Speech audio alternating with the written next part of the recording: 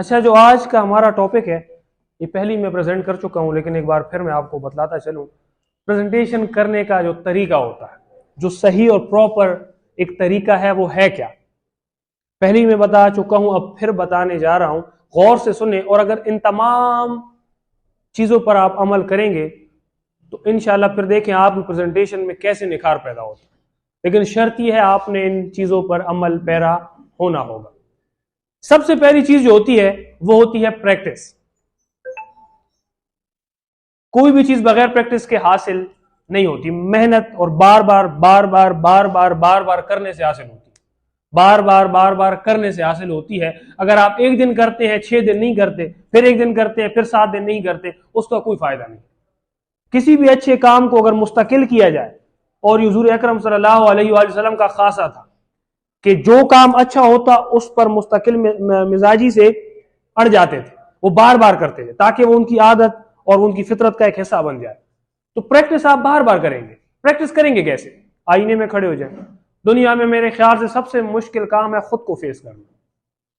سب سے مشکل کام ہے خود کو فیس کرنا. جب آپ خود کو فیس کرنا شروع کر دیں گے تو پھر یہ لوگ آپ کو گپ شپ لگتے ہیں. پریکٹس آپ نہیں چھوڑیں گے. جو بھی کچھ بھی ہو جائے پریکٹس آپ نہ چھوڑیں. جو آپ پریکٹس چھوڑیں گے تو پھر وہ آپ ایک عام بندے کی طرح بن جائیں گے. سیکنڈ پوائنٹ دیکھیں، آواز کا تاثر. میں جب بھی بولتا ہوں کبھی دیکھیں اونچا بولتا ہوں، کبھی میرا والیوم ڈاؤن ہوتا ہے، کبھی معتدل ہو جاتا ہے، کبھی اونچا ہو جاتا ہے. میوزک آپ سنتے ہیں، گانا سارے سنتے ہیں، وہ کبھی بھی ایسے رو میں نہیں جا رہا ہوتا، وہ یوں ہو رہا ہوتا ہے. اتار چڑھاؤ، نشیب و فراز اس میں آ رہا ہوتا ہے. اس وجہ سے وہ آپ کو اچھا بھی لگتا ہے. آواز میں تاثر رکھیں، اور آواز میں تاثر ایسے ہی پیدا ہوتا ہے کہ آپ آواز مختلف کبھی اتار چڑھاؤ لائیں، کبھی کیا کریں، کبھی کیا، وہ آپ کی آواز بڑی خوبصورتی سے پھر لوگ سنتے ہیں، اس کی طرف متوجہ ہوتے ہیں. ٹھیک ہے، آواز کی طرف سب نے بالخصوص یہاں پر غور کرنا ہے. آواز ایک ہی رو میں کہ میرا نام یہ ہے، میں یہاں سے آتا ہوں، میں فلاں جگہ کا رہنے والوں، میں یہ کھاتا ہوں، میں یہ پیتا ہوں، نہیں. کبھی بھی ایک رو میں آپ نے بات کو نہیں کرنا.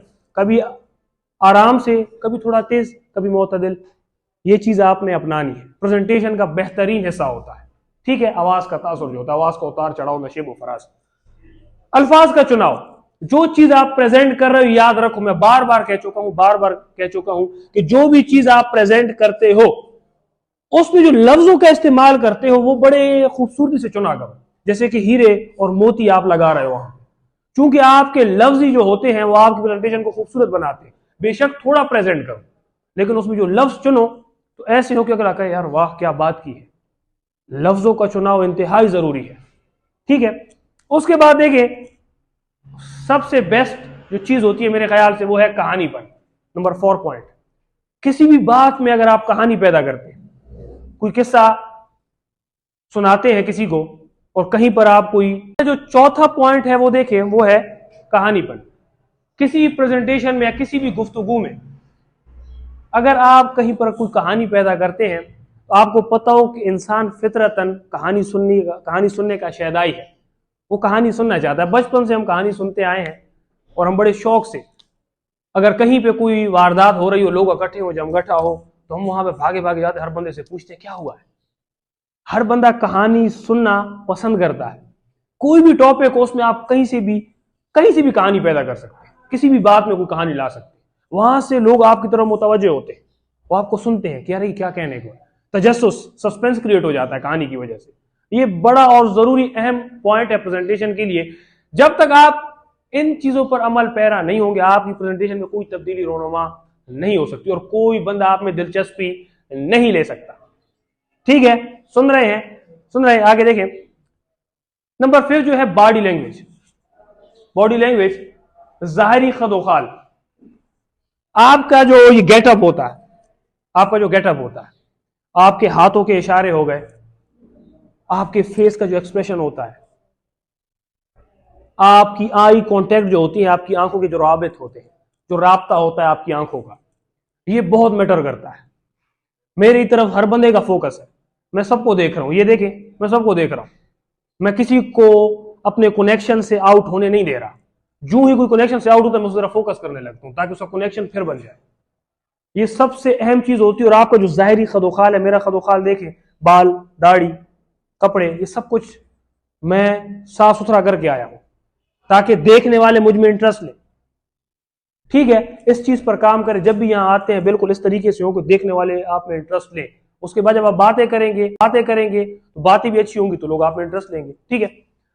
وقت کی پابندی، اگر مثلا 3 منٹ کا دورانیہ آپ کو دے دیا گیا ہے کہ 3 منٹ میں فلاں ٹاپک کو آپ نے سمیٹنا ہے، 3 منٹ میں فلاں ٹاپک کو آپ نے سمیٹنا ہے، تو یہ پریکٹس کریں. یہ بڑی ضروری چیز ہوتی ہے کہ 3 منٹ میں جو بات کروں گا آیا یہ پوری ہوگی. اسٹاپ واچ لگائیں، دیکھیں.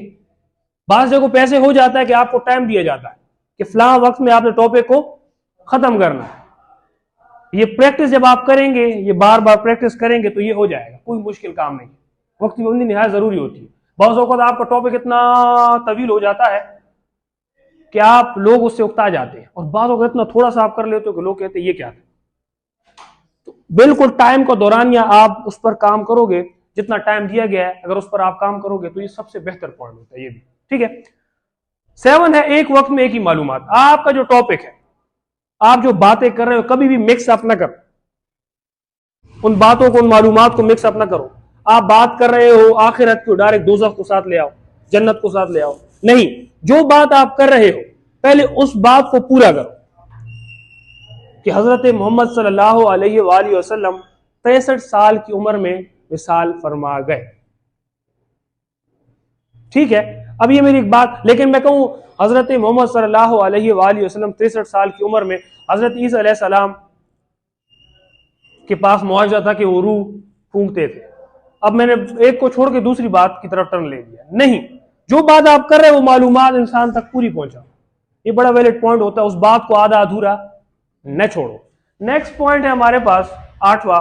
ہاں، الفاظ کا صاف صاف بیان. اس پر تو میں بڑا زور دیتا ہوں کہ جب بھی کوئی بھی بات کرو بڑے شدھ صاف ستھرے لفظوں میں بیان کرو، ہڑبڑاؤ نہیں. جب تک آپ خود یہاں پر مطمئن نہیں ہوگے کسی دوسرے بندے کو مطمئن نہیں کر سکتے. آپ کا مطمئن ہونا نہایت ضروری ہے.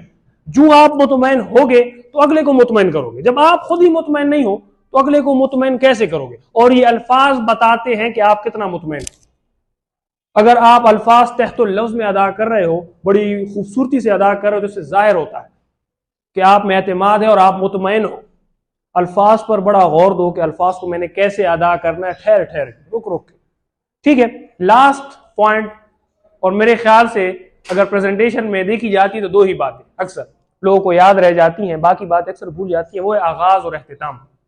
اسے ہم اختتام بھی پڑھتے، اہتمام نہیں، آغاز اور اختتام یا اختتام. جب بھی کسی ٹاپک کا آغاز کرے کوئی ایسی انوکھی بات کہ لوگوں کی توجہ آپ کی طرف ہو جائے. مثلا گدھے 2 قسم کے ہوتے ہیں، یا مثلا مستنصر حسین تارڑ کے بقول کہ جب میں تعلیم کے اداروں سے گزرا یا میرا گزر تعلیمی اداروں سے ہوا تو وہاں پر سے ڈھینچو ڈھینچو کی آوازیں آ رہی. اب یہ ایک انوکھی چیزیں، سارے ہنسیں گے اس میں.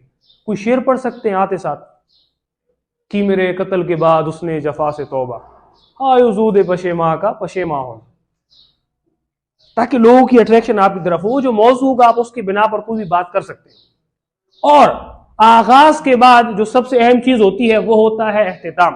جب آپ ٹاپک ختم کرنے کو ہو تو ڈائریکٹ ختم نہیں کرو کہ قائد اعظم رحمۃ اللہ یا علامہ اقبال رحمۃ اللہ فلاں کو فوت ہوئے اور بس ختم اور میں جا رہا ہوں. نہیں، اس ٹاپک کو ایک نیا رنگ دو. جب اختتام کرو تو کوئی ایسی بات کر جاؤ کہ اگلا بندہ حیران و پریشان ہو جائے، یا اس کے منہ سے واہ کیا بات کہی ہے. یا علامہ اقبال رحمۃ اللہ فلاں کو فوت ہوئے اور بس ختم اور میں جا رہا ہوں. نہیں، اس ٹاپک کو ایک نیا رنگ دو.